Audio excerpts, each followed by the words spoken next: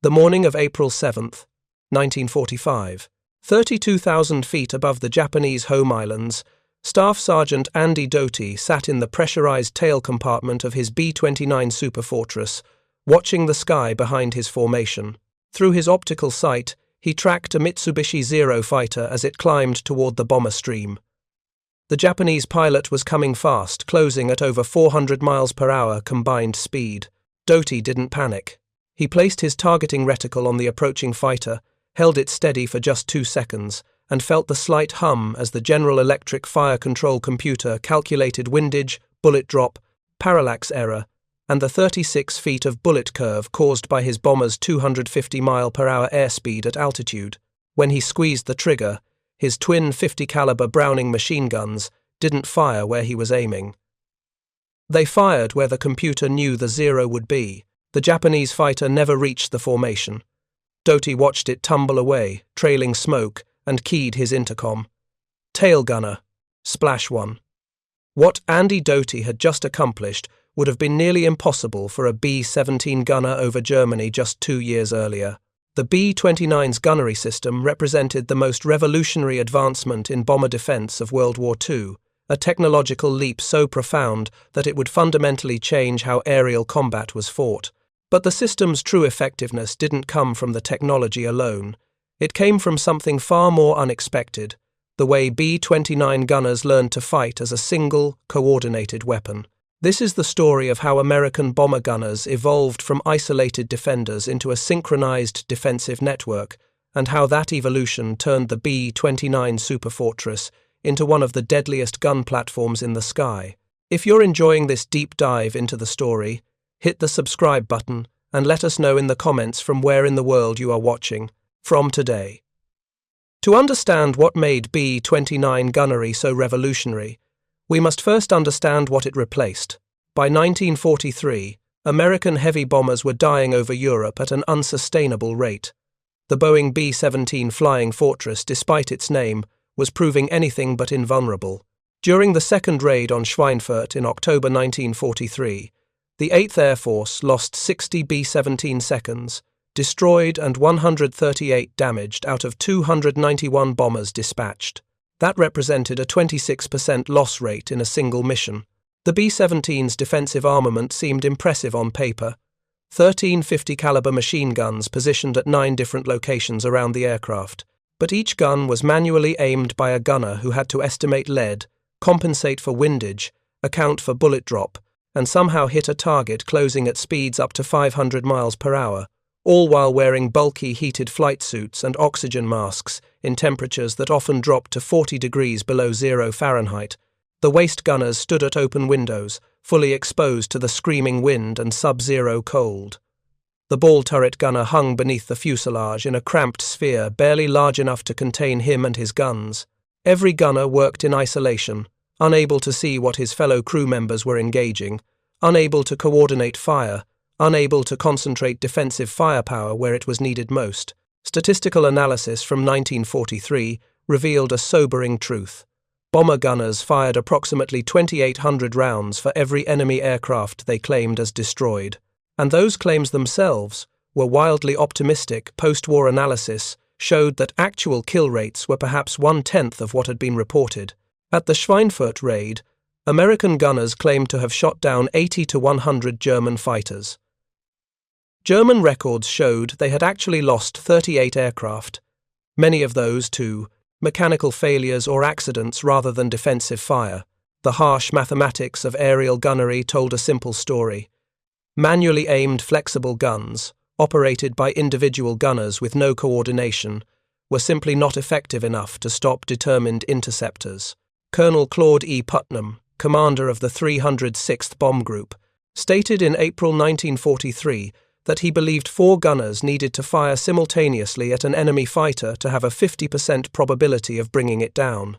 His colleague from the 308th Bomb Group, T.R. Milton, feared that defensive guns were often more hazard than protection. The danger of friendly fire in dense formations was terrifyingly real. But the problem ran deeper than simple accuracy. Every B-17 gunner was fighting his own private battle.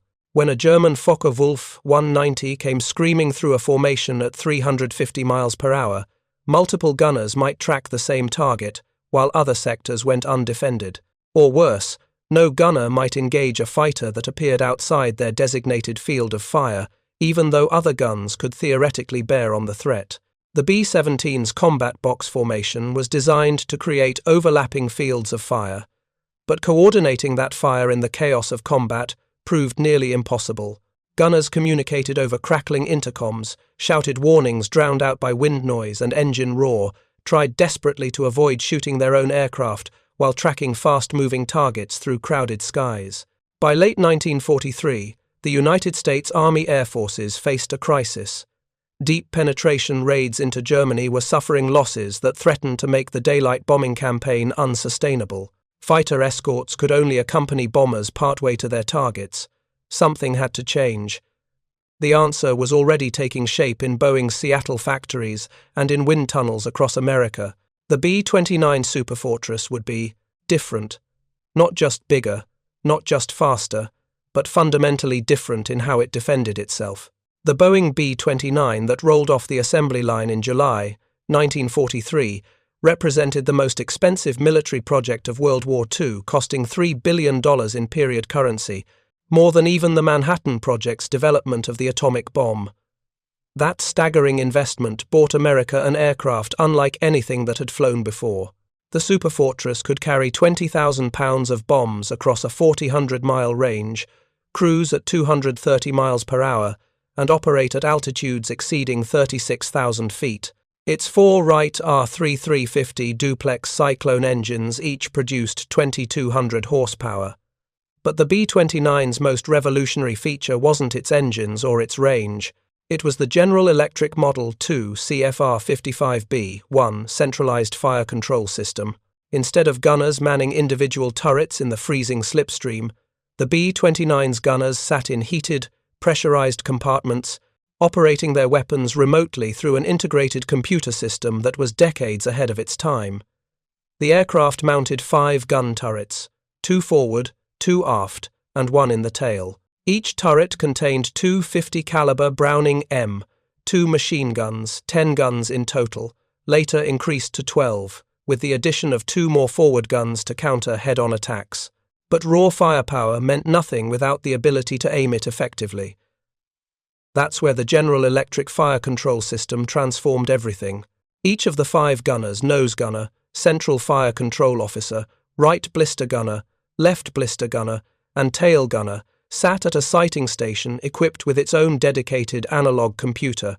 When a gunner placed his optical sight on a target and tracked it for just 2 seconds, the computer calculated 7 critical variables simultaneously. The target's range, the target's speed, direction, the bomber's own airspeed, gravity drop of the 50-caliber bullets over distance, the parallax error between where the gunner sat and where the turret was actually located, the temperature and density of the outside air, and the deflection angle needed to hit a moving target. A 50-caliber bullet fired at 800 yards would drop almost 14 feet due to gravity.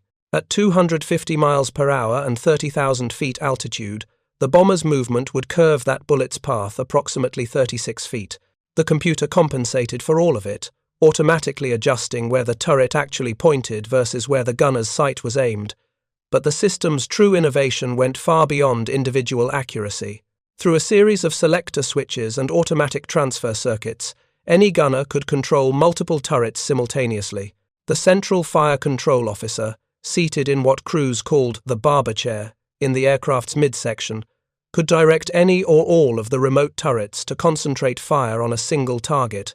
If a gunner was wounded or his station damaged, another crew member could instantly take over his turrets. The nose gunner had primary control of both forward turrets.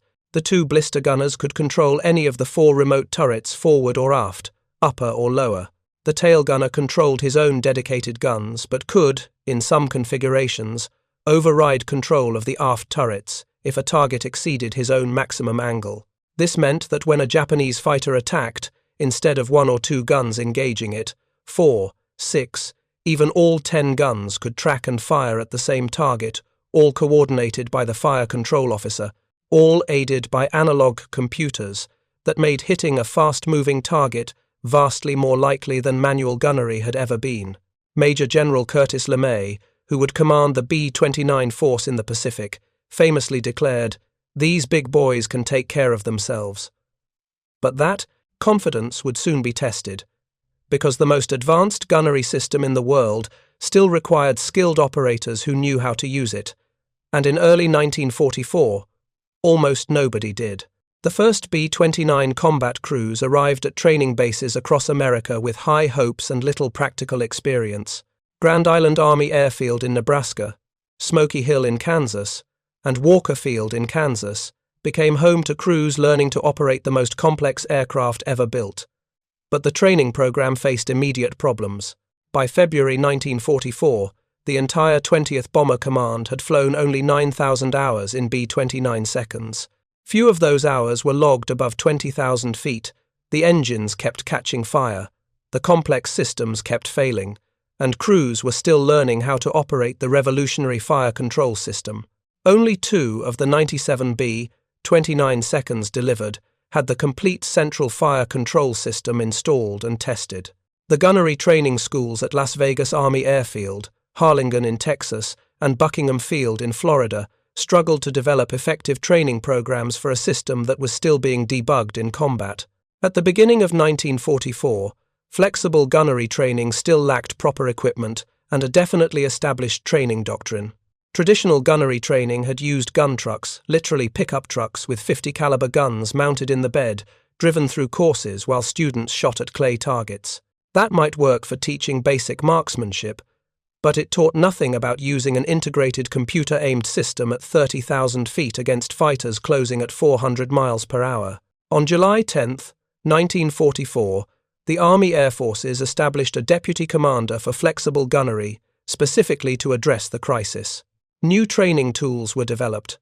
The Waller gunnery trainer projected attacking fighters onto screens, while students practiced tracking and firing. The manipulation trainer used 12 towers arranged at heights of 10 to 40 feet in the same spacing as a B-29 formation, teaching gunners how to avoid targeting friendly aircraft while engaging enemies passing through the formation. But all the simulation in the world couldn't prepare crews for what they would face over Japan. The first B-29 combat mission against the Japanese home islands launched from Chengdu, China, on June 15, 1944. 92 superfortresses took off to bomb the Imperial Iron and Steel Works at Yawata. The results were disappointing. Only 47 bombers found the target, 1 was lost to anti-aircraft fire, 4 others suffered mechanical failures and crashed, and post-strike reconnaissance showed minimal damage. The Yawata mission revealed problems that would plague B-29 operations for months.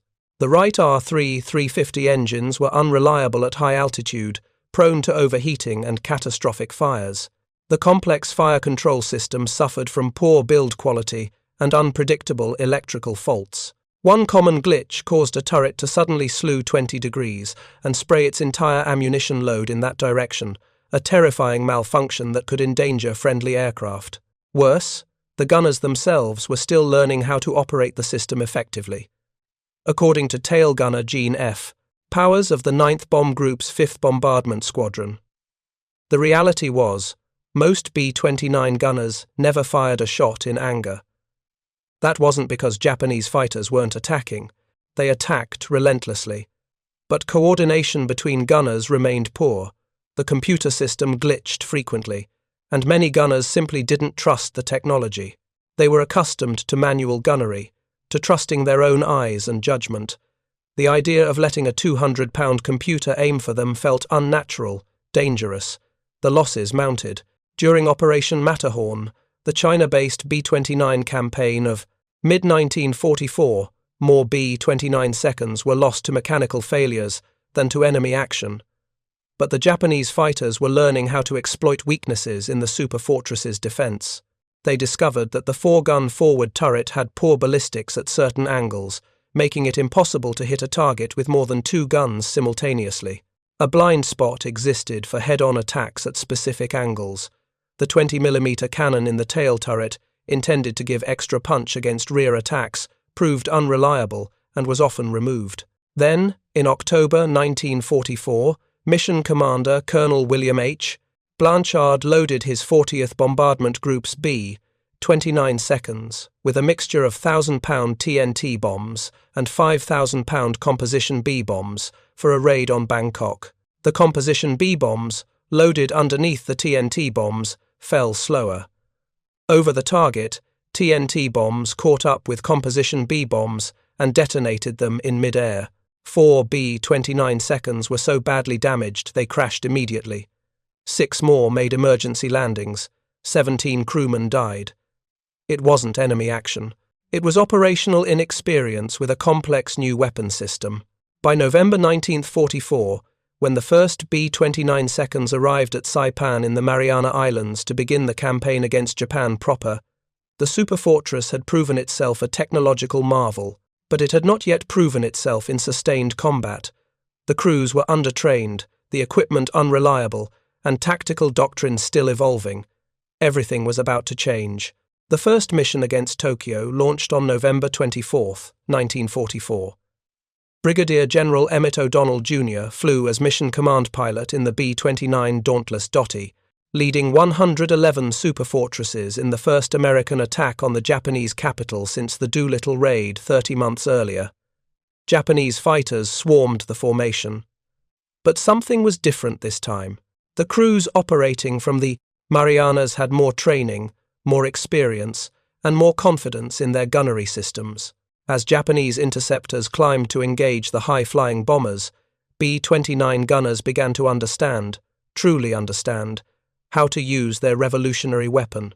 Staff Sergeant Andy Doty, flying his first combat mission that day, would later recall the chaos of the engagement. Japanese Zeros and Ki 44 Tojo fighters attacked from every angle, but unlike the isolation of B-17 gunners over Germany, Doty and his crewmates could communicate instantly over the intercom. The fire control officer coordinated their responses. When a fighter attacked from the front, the nose gunner engaged with both forward turrets, 4 guns tracking the target with computer-assisted precision. As the fighter flashed past, control automatically transferred to the blister gunners, who continued the engagement with the aft turrets. If it kept coming, the tail gunner delivered the final volley. For the first time, B-29 gunners were fighting not as individuals, but as a coordinated team operating an integrated weapons system. The kill ratios began to shift dramatically. In the 13 months from August 1944 to August 1945, B-29 crews would fly more than 31,000 combat sorties and be credited with destroying 914 Japanese aircraft in air-to-air combat, with only 72 B-29 seconds lost to enemy fighters. That represented a kill ratio of nearly 13-1, vastly superior to any other bomber's defensive effectiveness in World War II. But those impressive statistics obscure the real story of how B-29 gunnery evolved, because the most important tactical innovation had nothing to do with the technology itself. It had to do with how gunners learned to think differently about their role. In February 1945, after 3 months of intensive combat operations from the Marianas, the 20th Bomber Command distributed a new tactical doctrine to all B-29 units. The doctrine addressed a fundamental question that had plagued bomber defense since the beginning of the war. When multiple gunners could engage the same target, who should shoot, and when? The answer was simpler and more radical than anyone expected. Everyone shoots. Always. The previous doctrine, inherited from B-17 operations over Europe, emphasized fire discipline and sector responsibility. Each gunner was assigned specific areas of the sky to defend. They were trained not to waste ammunition, to fire only when they had a clear shot, to avoid friendly fire by staying within their assigned sectors. That doctrine made sense for manually aimed guns, where coordination was impossible and ammunition conservation critical, but it made no sense for a computer-controlled integrated fire system, where multiple turrets could simultaneously engage the same target with far greater accuracy. The new B-29 doctrine abandoned individual sector responsibility in favor of coordinated volume fire. When a Japanese fighter entered range of any B-29 inches the formation, every gunner who could theoretically engage that target did so, regardless of whether it was their sector or whether other gunners were already firing. The fire control officer's job evolved from managing which gunners engaged which targets to managing which turrets engaged which targets and ensuring maximum firepower was brought to bear on the greatest threats. If 4 turrets could track a single attacking fighter, all 4 turrets fired simultaneously. This represented a profound shift in thinking. Instead of treating each gun as an independent defensive position, B-29 crews began treating their entire aircraft as a single weapons platform and each bomber formation as an integrated defensive network where concentrated firepower from multiple aircraft could simultaneously engage a single attacker. The Japanese interceptors discovered this new reality the hard way. A Key 44 pilot attacking from 12 o'clock high might face fire from 6 forward turrets across 3 bombers. As he flashed through the formation, if he survived that long, he'd encounter fire from 12 or more blister-controlled turrets as he passed the midsection of each aircraft. And if he somehow made it through, 6 tail gunners would engage him as he pulled away. The human cost of attacking a B-29 formation became prohibitive. Japanese pilots who survived attacks on B-17 seconds over Europe found B-29 formations over Japan nearly impenetrable. The concentrated computer-aimed defensive fire didn't just damage aircraft, it shattered formations, forced pilots to break off their attacks early, destroyed the cohesion of Japanese fighter tactics. According to a 1945 report analyzing 6,000 recorded fighter attacks in April of that year, 49% came from the nose of the B-29, while only 16% came from the tail. The Japanese had learned that rear attacks against B-29 seconds were nearly suicidal. The report concluded that the ratio of enemy aircraft losses to B-29 losses during tail attacks was an astonishing 70-1.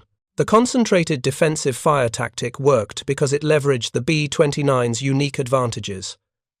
Analog computer-assisted aiming that made every shot more accurate than manually aimed fire, remote turret control that allowed rapid target acquisition without physical gun training, pressurized crew stations that kept gunners alert and effective at high altitude, and integrated fire control that enabled true coordination between gunners. But the tactic also revealed something unexpected about human psychology in combat. When gunners knew that other crew members were engaging the same target, they felt less pressure to achieve a kill with every burst. They could focus on keeping their sights steady, maintaining tracking discipline, letting the computer do its job. Paradoxically, by removing individual responsibility for kills, the coordinated fire doctrine made each gunner more effective. Training evolved to reflect the new doctrine. By mid-1945, gunners arriving at B-29 units in the Marianas received intensive training in fire coordination. Mock combat exercises emphasized communication between gunners, practiced quick turret control transfers, drilled crews on engaging targets passing through the formation.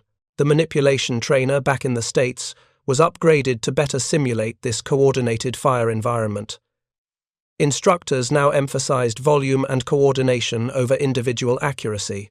Gunnery school graduates of 1945 trained on principles that would have seemed wasteful and dangerous to graduates of 1943. The results spoke for themselves. In the final months of the Pacific War, Japanese fighter opposition essentially collapsed not because Japan lacked pilots or aircraft, but because attacking a formation of B-29 seconds had become a near certainty of death. On June 15, 1945, 444 B-29 seconds attacked Osaka. Not a single Japanese fighter rose to intercept them. Japanese commanders had concluded that sending fighters against B-29 formations was simply throwing away pilots and aircraft for no meaningful result. If you find this story engaging, please take a moment to subscribe and enable notifications. It helps us continue producing in-depth content like this. The concentrated fire doctrine also solved another problem that had plagued bomber formations: friendly fire. By clearly defining when and how guns could be fired, and by using the computer's fire interruption cams to prevent guns from targeting their own aircraft's wings and tail, the new doctrine actually reduced fratricide incidents despite dramatically increasing the total volume of fire. There were still dangers. The fire control system could malfunction during turret control transfers, potentially causing guns to sweep across friendly aircraft if the weapons were active when control switched.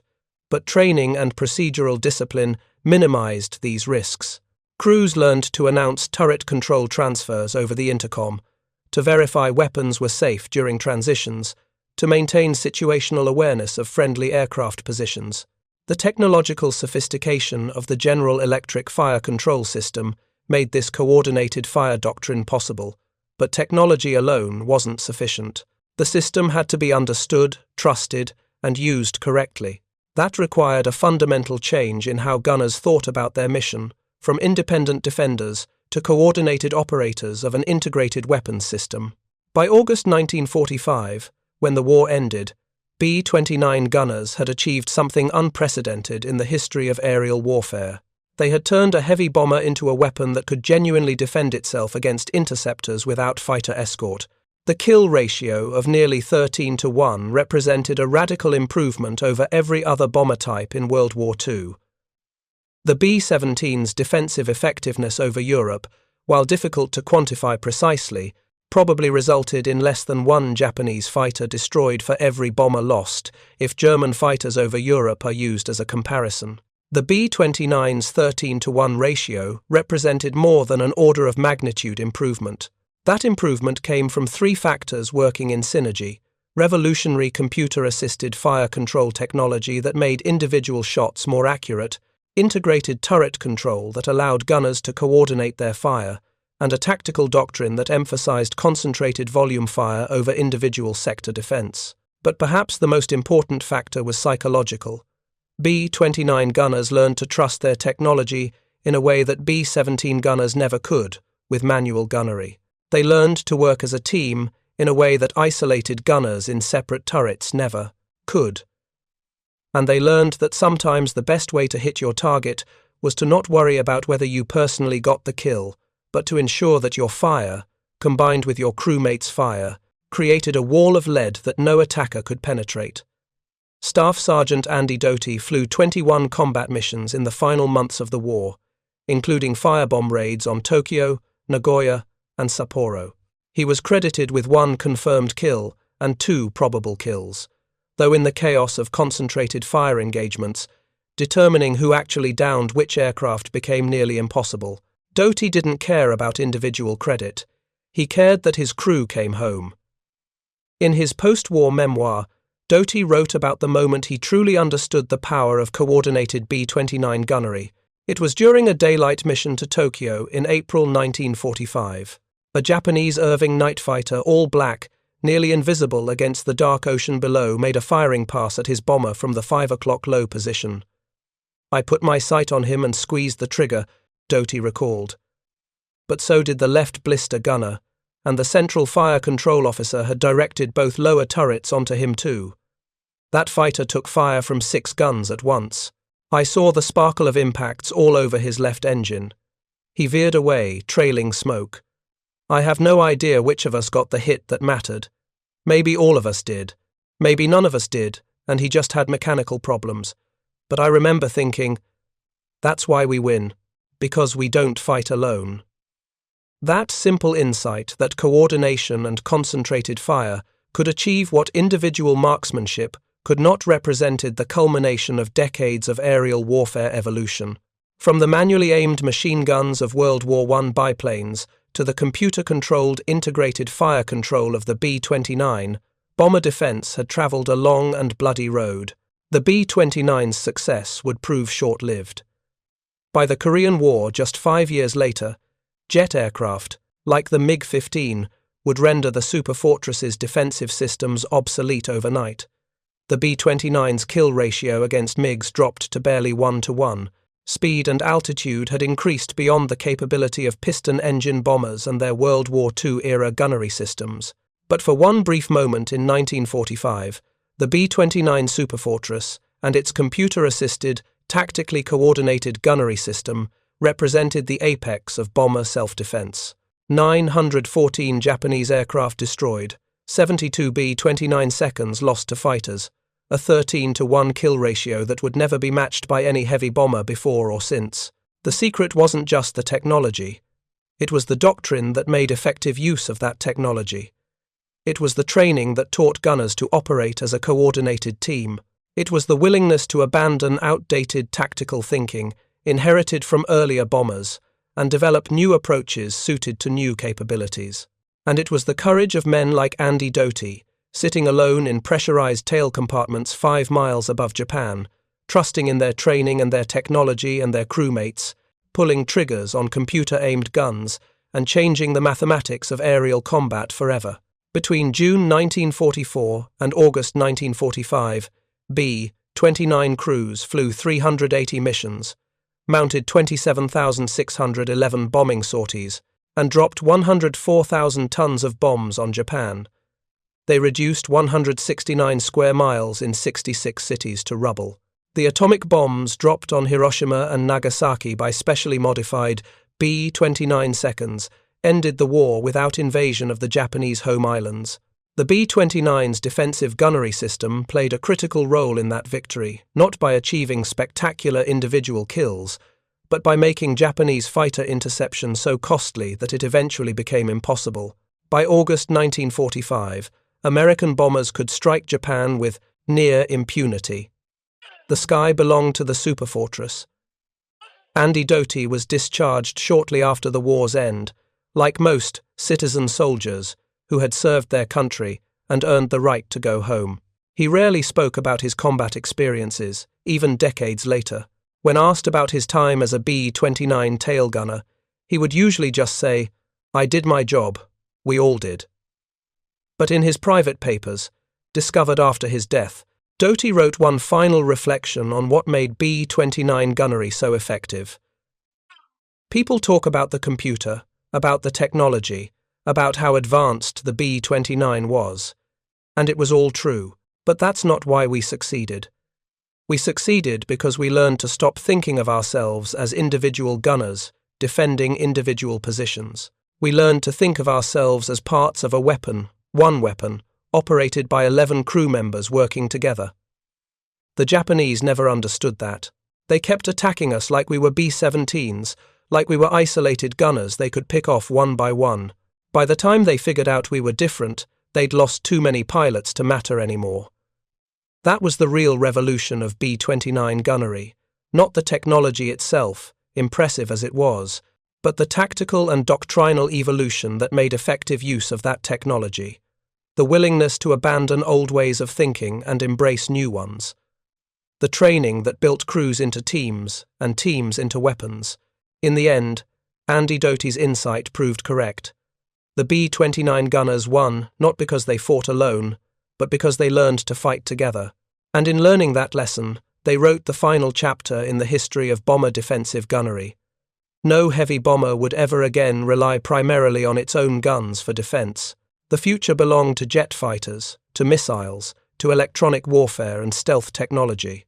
The age of the gunner, which had begun in wood and fabric biplanes over the trenches of France, ended in the pressurized tail compartments of Superfortresses over Japan. But for one brief, shining moment, the B-29's gunners had perfected their ancient craft. They had taken the old art of aerial gunnery and transformed it through technology and tactics into something new, something devastatingly effective. They had become the deadliest bomber gunners in history, and then, their war over, they had come home. The story of B-29 gunnery effectiveness cannot be fully understood without examining the men who sat behind those sights and the intensive training program that transformed them from farm boys and factory workers into operators of the most sophisticated weapons system in the world. In the summer of 1944, at Laredo Army Airfield in Texas, 20-year-old Mickey Gotlin stepped off a transport bus and stared at the rows of unfamiliar equipment spread across the tarmac. Gotlin had enlisted 6 months earlier, dreaming of becoming a pilot. He'd washed out of flight training, his depth perception wasn't quite good enough, and been reassigned to flexible gunnery school. He felt like a failure. What Gotlin didn't know was that he was about to enter one of the most demanding training programs in the Army Air Forces. B-29 gunners weren't just shooters. They were technicians, operators of complex electromechanical systems that required understanding of optics, analog computers, hydraulics, and electrical circuits. The Army couldn't afford to waste that training on anyone who wouldn't make it through. The gunnery training pipeline began with 5 weeks of basic, flexible gunnery instruction. Students learned weapon maintenance and repair, studied the Browning .50 caliber machine gun until they could disassemble and reassemble it blindfolded. They practiced skeet shooting from the backs of moving trucks, learning to lead targets and compensate for their own movement. Then came aerial gunnery training in AT-6 aircraft, where students fired live rounds at 14-foot fabric sleeves towed by other aircraft piloted by what Gotlin called very brave young men indeed. Those who passed received their aerial gunner's wings and promotion to sergeant. But that was just the beginning. Next came Armorer's School at Lowry Field in Colorado, where gunners learned the intricacies of the B-29's specific weapons systems. This wasn't about shooting. This was about understanding how the General Electric fire control system actually worked, the cell-syn synchros that transmitted sight positions to the computers, the Amplidyne motor generators that powered the turret drives, the interrupter cams that prevented guns from firing on the bomber's own structure.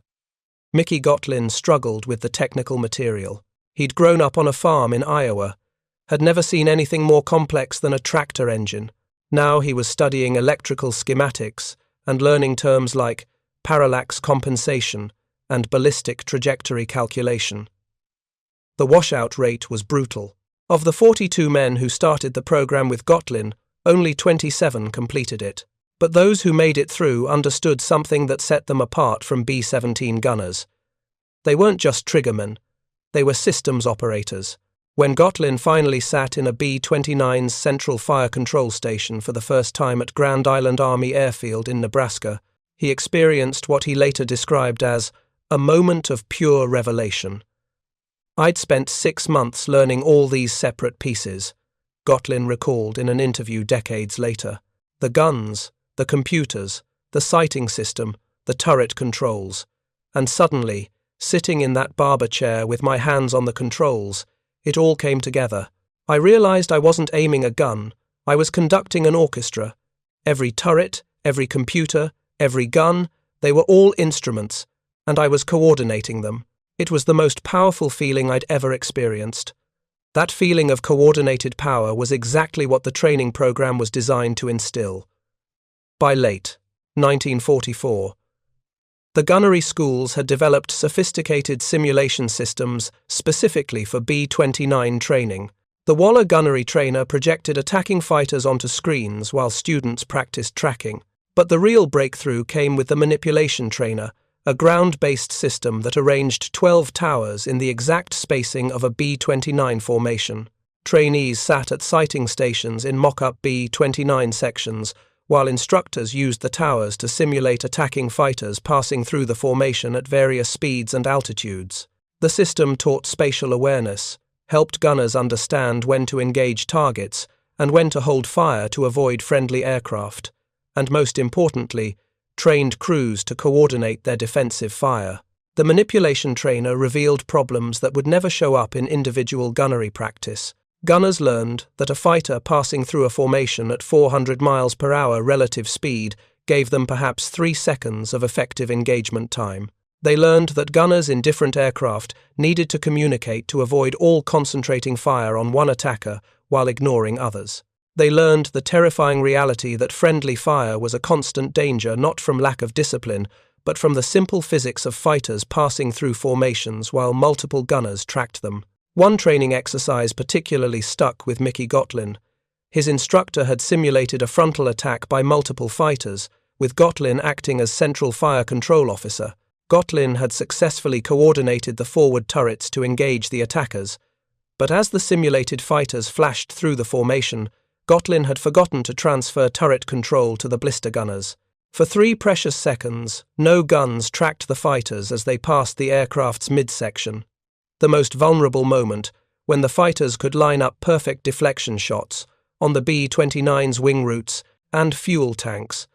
The instructor had failed Gotlin on that exercise, but more importantly, he'd taught him a lesson that would save his life 6 months later over Osaka, when a Japanese Ki-44 came screaming through his formation at 350 miles per hour, and Gotlin, remembering that training failure, executed a perfect turret control transfer that allowed 3 different gunners to maintain continuous fire on the attacker.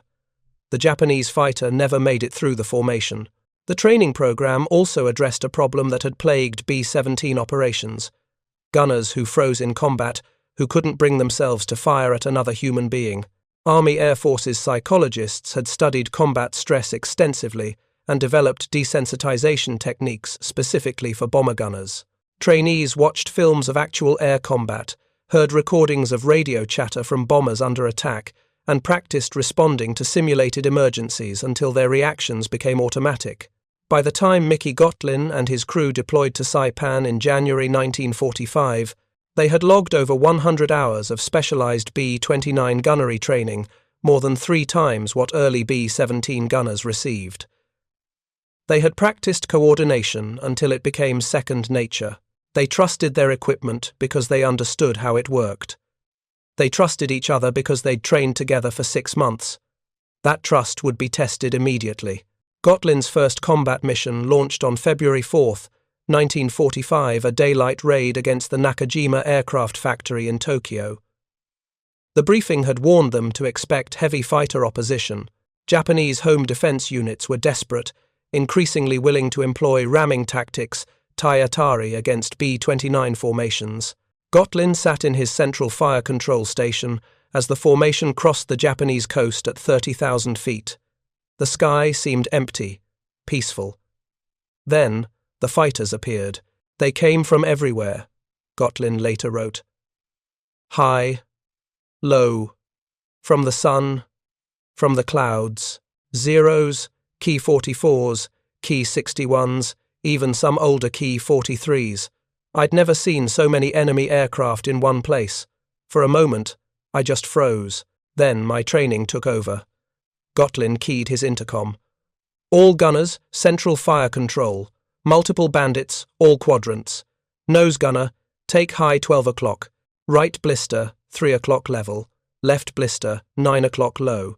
Tail gunner, you've got 2 coming around to 6 o'clock. Call your targets. The B-29 shuddered as all 5 gunnery stations opened fire simultaneously. Gotlin watched through his sighting blister as a Zero climbed toward them from 2 o'clock high. He took control of the upper forward turret, placed his reticle on the fighter, tracked it for 2 seconds while the computer calculated the solution, and fired. The Zero's engine exploded in a spray of coolant and oil. The fighter rolled inverted and fell away, but there was no time to celebrate. 2 more fighters were already positioning for attack runs. This was where the training made all the difference. Gotlin wasn't just shooting at fighters, he was managing a battle. He monitored which gunners were engaging which targets, directed turret control transfers as fighters moved through different firing sectors, and maintained constant awareness of the other B-29 seconds in the formation. When a Key 44 attacked from 12 o'clock, Gotlin immediately recognized that the nose gunner's 4 forward guns could engage, but so could the right and left blister gunners with their side turrets. He coordinated all 3 gunners to concentrate fire on the single attacker. The Key 44 took hits from 8 50 caliber machine guns simultaneously and disintegrated in mid-air. The entire engagement lasted 7 minutes, 7 minutes that felt like hours. When the Japanese fighters finally broke off, every B-29 inches Gotlin's formation had sustained some battle damage, but none had gone down. The gunners claimed 11 confirmed kills and 17 probables. Post-mission analysis of gun camera footage verified 9 kills, a remarkably accurate claim compared to the wild over-reporting that had characterized earlier bomber operations. Gotlin's crew was credited with 2 of those confirmed kills. But more importantly, they'd proven that the training worked, that the doctrine of coordinated fire was effective, that young men who'd never seen combat could operate complex weapons systems under extreme stress if they were properly prepared. That mission became a template for how B-29 gunnery evolved through the spring of 1945. Each mission produced lessons that were rapidly incorporated into training and tactical doctrine. Crews that returned from combat missions debriefed with intelligence officers, who documented every aspect of the engagement, what worked, what didn't, where the system failed, where human factors made the difference. One critical lesson emerged from analyzing gun camera footage. Gunners were still firing in long, continuous bursts that overheated the Browning machine guns and caused frequent jams. The Browning M2 was an air-cooled weapon with a cyclic rate of 800 rounds per minute. Sustained firing for more than 5 seconds could heat the barrel to temperatures that affected accuracy and reliability. The solution was incorporated into training and combat doctrine. Fire in short 3 to 5 second bursts. Count to 3 between bursts to allow barrel cooling, then fire again. This burst discipline actually increased effective firepower by reducing jam rates, and extending the time guns remained operational during extended engagements. Another lesson came from studying the patterns of Japanese attacks. By March 1945, intelligence analysts had documented 6,000 separate fighter attacks on B-29 formations. The data was striking. 49% came from the nose, only 16% from the tail. The Japanese had learned the hard way that rear attacks on B-29 seconds were suicidal. The tail gunner's position, with its dedicated guns and radar-assisted fire control on some aircraft, created a kill zone that few Japanese fighters survived. But frontal attacks, while more dangerous for the attacker, gave the Japanese pilot a brief window where he could fire on the B-29 before defensive fire became overwhelming. The Army Air Forces responded by adding 2 more 50-caliber guns to the upper forward turret of later B-29 models, increasing frontal firepower from 4 guns to 6. The Japanese tactics evolved as well. By April 1945, Japanese pilots were increasingly resorting to ramming attacks, deliberately crashing their fighters into B-29 seconds rather than engaging in traditional gun combat. This wasn't quite the organized kamikaze program used against naval targets, but it represented the same desperate logic. If you couldn't survive combat anyway, at least take the enemy with you. Sergeant Walter Green, a left blister gunner with the 29th Bomb Group, encountered a ramming attack on April 7, 1945, during a raid on the Nakajima plant in Musashino. A Kai-44 came straight at his B-29 from 9 o'clock level, making no attempt to evade or maneuver. Green tracked it, fired, saw his rounds impact the fighter's wing root. The Ki-44 kept coming. "I knew he wasn't going to pull off," Green later testified. "He was committed to the ram. I just kept firing, kept my sight on him, let the computer do its job. At the last second, maybe 200 yards out, his aircraft just came apart. The wing folded, and he spun away. I don't know if I killed him or if the structural damage from my hits caused the breakup, but that was the first time I really understood what the Japanese were willing to do to stop us." The ramming tactics created a new psychological burden for B-29 gunners. It was one thing to shoot at a fighter that was shooting back that was combat, a duel where both sides accepted the risks. It was something else entirely to shoot at a pilot who was deliberately trying to crash into your aircraft, who had already accepted his own death and was trying to take you with him. The Army Air Forces addressed this through additional psychological training and by emphasizing the effectiveness of coordinated fire against ramming attacks. A fighter committed to a ramming run couldn't evade, couldn't maneuver. It became a steady target that computer-aimed guns could track with exceptional accuracy. The data supported this. Ramming attacks failed more often than they succeeded, and the failure rate increased dramatically as B-29 gunners gained experience in engaging non-maneuvering targets. By May 1945, the Japanese air defense situation had deteriorated catastrophically. Experienced pilots were dead, fuel was scarce, aircraft production couldn't keep pace with losses. But the missions continued, and B-29 gunners continued to refine their craft. Technical Sergeant Robert Marsh, a Central Fire Control Officer with the 19th Bomb Group, flew his 30th and final mission on June 15, 1945, the raid on Osaka, where no Japanese fighters rose to intercept. Marsh later reflected on how profoundly B-29 gunnery had evolved in just 7 months of combat operations. "When I flew my first mission in November 1944, Marsh wrote, "we were still figuring things out. Gunners would argue over who had the best shot, waste time claiming targets, instead of just shooting. The fire control system glitched constantly, because we didn't fully understand how to operate it. We were scared of the technology, scared of making mistakes. By June 1945, everything was different. We operated as a single unit. When fighters appeared, there was no discussion, no hesitation. The nose gunner, called the target, I directed turret assignments, and every gunner who could engage did so immediately. We trusted the computers. We trusted each other. And most importantly, we trusted our training. The Japanese stopped attacking us not because they ran out of pilots or aircraft, though they were certainly short of both. They stopped because attacking a B-29 formation had become mathematical suicide. Our kill ratios weren't propaganda. They were real. And the Japanese commanders knew it. Marsh's assessment was supported by post-war analysis of Japanese records. Between November 1944 and June 1945, Japanese home defense units lost over 900 aircraft to B-29 defensive fire. In the same period, they shot down just 72 B-29 seconds, a kill ratio of 12.5 to 1. More importantly, Japanese fighter attacks became increasingly rare. By July 1945, B-29 formations frequently flew entire missions without encountering any fighter opposition whatsoever. The human cost of that victory was immense, not primarily for the B-29 crews, but for the Japanese pilots who faced them. Consider the experience of First Lieutenant Fujitaro Ito of the 5th Sentai, who became the leading B-29 ace, with 17 confirmed kills. Ito's tactics were instructive. He never made conventional gun attacks on B-29 formations. Instead, he specialized in attacking damaged aircraft that had fallen out of formation, bombers that had lost engines or suffered battle damage and couldn't maintain formation speed or altitude. A damaged B-29 outside the protective envelope of its formation was vulnerable.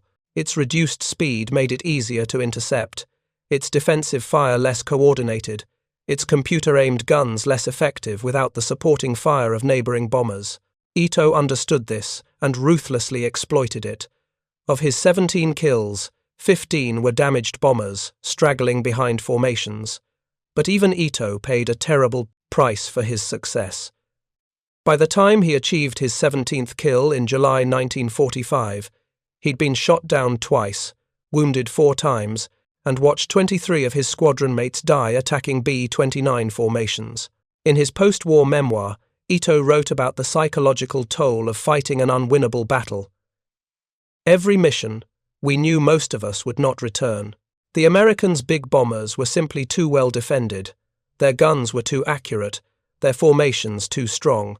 We could sometimes damage one, perhaps force it to leave the formation, but shooting one down in formation combat? It was almost impossible.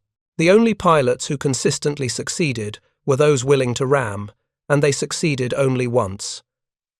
The experience of Japanese pilots like Ito highlights why B-29 defensive effectiveness was so devastating to Japanese home defense. It wasn't just that B-29 seconds were hard to shoot down, though they certainly were. It was that attempting to shoot them down was so costly in pilots and aircraft that it became operationally unsustainable. The Luftwaffe over Germany had faced similar mathematics when attacking B-17 formations, but they'd at least achieved occasionally favorable exchange ratios, particularly during unescorted deep penetration missions in 1943. The Japanese never achieved favorable exchange ratios against B-29 seconds. From the first mission to the last, attacking B-29 formations cost the Japanese more aircraft than they destroyed. This wasn't because Japanese pilots were inferior, many were highly skilled and desperately brave. It was because the B-29's integrated gunnery system, combined with the tactical doctrine of coordinated fire, created a defensive capability that exceeded what individual pilot skill could overcome. The technical sophistication of the system was remarkable, but it wasn't perfect. Sergeant James Patterson, a right blister gunner with the 39th Bomb Group, experienced one of the fire control system's most dangerous malfunctions on a mission to Nagoya in May 1945. "We were on the bombing run," Patterson recalled, "and the computer just failed. Total electrical failure in my fire control station. The sighting display went dark, the turret controls went dead, everything. For about 30 seconds, I was completely blind and helpless. If a fighter had attacked from my sector during that time, I couldn't have engaged at all. But that's where the training saved us. I immediately called it out over the intercom. The Central Fire Control Officer instantly transferred my turret assignments to the left blister gunner. He covered my sector while the flight engineer worked to reset the circuit breakers. Within 45 seconds, my system was back online. In a B-17, losing a gunner meant losing that position for the rest of the mission. In the B-29, we just worked around it. Patterson's experience illustrated both the system's vulnerabilities and its resilience. The computer-controlled fire control was more complex than manual gunnery, which meant more things could go wrong. But the integrated nature of the system meant that failures could be compensated for in ways that were impossible with independent gun positions. The technical reliability of the fire control system improved dramatically through 1945, as engineers identified and fixed recurring problems. The electrical fault that caused turrets to suddenly slew and dump their ammunition, a terrifying malfunction that endangered both the crew and nearby aircraft, was finally traced to poor wiring design in January 1945, corrected across the fleet. Maintenance procedures were refined to address the harsh operating conditions in the Pacific. The B-29's pressurized crew compartments protected the gunners, but the turrets themselves were exposed to extreme temperatures, moisture, and vibration. Armament crews developed new lubrication schedules, improved sealing systems for the turret mechanisms, and implemented more rigorous pre-flight checks. Corporal Bob Truxell was among the first specialized B-29 fire control technicians, ground crew members specifically trained to maintain and troubleshoot the complex gunnery systems. Truxell and his team traveled from base to base across the United States, working through a massive backlog of B-29 seconds, awaiting final fire control alignment before deployment. We were all sent to the Bell Aircraft B-29 factory in Marietta, Georgia, Truxell wrote, where completed B-29s were lined up for a mile, awaiting proper alignment of the gun turrets and central computer. The work was tedious. Each aircraft required hours of precise calibration to ensure the computers accurately calculated parallax and the turrets tracked the sighting positions correctly. But we knew that if we made a mistake, if we cut corners or accepted close enough calibration, a crew might die 6 months later over Japan because their guns didn't fire where they aimed. That knowledge made us very, very careful. The maintenance challenge highlights an often overlooked aspect of B-29 gunnery effectiveness. It required not just skilled gunners and good tactics, but also meticulous technical support.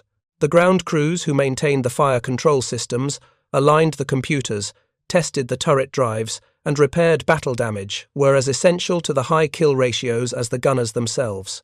By the summer of 1945, the United States had developed the most sophisticated bomber defense system in the world, and the training, tactical doctrine, and maintenance infrastructure to support it. The B-29's gunnery system represented not just a technological achievement, but an organizational one. It required everything to work together: technology, training, tactics, maintenance, and crew coordination. When all those elements functioned in harmony, the result was the most effective bomber defensive capability ever fielded. The 13-to-1 kill ratio wasn't an accident or a statistical anomaly. It was the product of a system that worked. But that system was also approaching obsolescence. Even as B-29 seconds dominated the skies over Japan in the summer of 1945, military planners understood that jet aircraft would soon render piston-engine bombers and their defensive systems ineffective. The speed advantage that made B-29 seconds difficult to intercept would disappear when facing jet fighters. The computer-aimed guns designed to hit fighters at 400 miles per hour closing speed would struggle against jets approaching at twice that speed. The Korean War would prove those concerns justified. When B-29 seconds faced Soviet-designed MiG-15 jet fighters over North Korea in 1950, the Superfortress's impressive World War II kill ratios evaporated.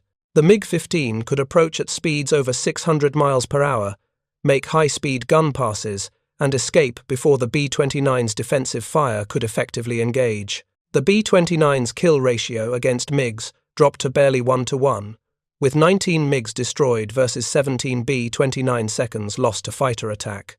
The age of the gunner, which had lasted from World War I through World War II, ended in Korean skies. Future bombers would rely on speed, altitude, electronic warfare, and eventually stealth technology for defense. The B-52 Superfortress, which replaced the B-29 inches the 1950s, retained only a tail gun position. The B-1 and B-2 bombers that followed carried no defensive guns at all. But for one brief moment in 1945, the B-29 and its gunners represented the perfection of a craft that dated back to the earliest days of military aviation. They had taken all the lessons learned in decades of aerial combat from the Sopwith Camels of World War I to the B-17 seconds over Germany and combined them with revolutionary technology to create something unprecedented. The men who flew as B-29 gunners understood that they were participating in something historic. Mickey Gotlin, who flew 27 missions between January and August 1945, kept a detailed diary that captured the evolution of his thinking about his role. First mission: scared, overwhelmed, barely able to remember my training.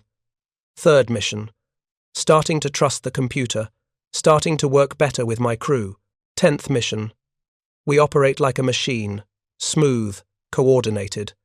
20th mission: I don't think about the technology anymore. It's just part of me. When I see a fighter, my hands move automatically. The crew responds without needing orders. We're not 5 gunners and 6 other crew members. We're one organism, defending itself. That organic coordination, that seamless integration of human skill and technological capability was the secret to B-29 gunnery effectiveness. The computer made accurate gunnery possible. The integrated fire control made coordinated fire possible. But it was the human element, the training, the trust, the coordination that made it all work. Staff Sergeant Andy Doty's 21st and final mission came on August 9, 1945, the day a specially modified B-29 named Boxcar dropped the second atomic bomb on Nagasaki. Doty wasn't part of that mission. His crew flew a conventional bombing raid against an industrial target in northern Japan. They encountered no fighter opposition. The mission was almost boring. We knew the war was ending, Doty later wrote. You could feel it. The Japanese weren't coming up to fight anymore. The cities were burning. Their industry was destroyed. And then we heard about the atomic bombs, and we knew it was over. I remember feeling relieved, of course. I was going home, but I also felt something else, a kind of sadness, maybe. We'd gotten very good at something that would never matter again. The world was changing, jets were coming, missiles were coming. The B-29 would be obsolete within 5 years. Everything we'd learned, everything we'd practiced, all that hard-won expertise, it would all be obsolete too. But for that one moment, we were the best. We were gunners operating the most advanced defensive system ever built, and we were really, truly good at it. Nobody would ever be that good at bomber gunnery again, because nobody would ever need to be. The age of the gunner ended with us. Doty was right. When the last B-29 gunner climbed out of his turret after the last combat mission of World War II, he was closing a chapter in military aviation history that would never reopen. The craft of aerial gunnery of men aiming machine guns at other aircraft in flight had evolved from crude beginnings to sophisticated mastery, and then had simply ended, rendered obsolete by technological progress. But the lessons learned from B-29 gunnery would endure. The principle that integrated systems could accomplish what individual operators could not would influence everything from air defense networks to modern fly-by-wire aircraft control systems. The idea that human operators could work in seamless coordination with complex computers would become fundamental to military technology. The training methods developed to teach B-29 gunners how to trust their technology and coordinate with their crew would inform how future generations of aviators learned to operate increasingly complex systems. And most importantly, the men who served as B-29 gunners demonstrated something profound about human adaptability. Within months, they had mastered technology that would have seemed like science fiction just a few years earlier. They had abandoned decades of accumulated wisdom about aerial gunnery and developed entirely new tactical doctrines. They had learned to trust machines, to trust each other, and to operate at the very edge of what was humanly possible. 914 Japanese aircraft destroyed, 72 B-29 seconds lost to fighters, a 13-to-1 kill ratio that represented the apex of bomber defensive capability. Those numbers tell the story of technological triumph, but behind those numbers were thousands of young men like Andy Doty and Mickey Gotlin and Robert Marsh, men who had trained intensively, fought bravely, and helped end a war. They were the last and the greatest bomber gunners in history, and when the war ended, they came home, stored their memories of pressurized compartments and computer-aimed guns and coordinated fire, and got on with their lives. The world moved on to jets and missiles, and eventually to wars, where unmanned drones would fight battles that no human needed to risk. But for one brief moment in the summer of 1945, the sky over Japan belonged to the B-29 gunners. They had earned that sky with skill and courage, and the willingness to embrace revolutionary technology. They had turned heavy bombers into weapons that could genuinely defend themselves. They had achieved something that would never be repeated. And that achievement, however briefly it lasted, was real.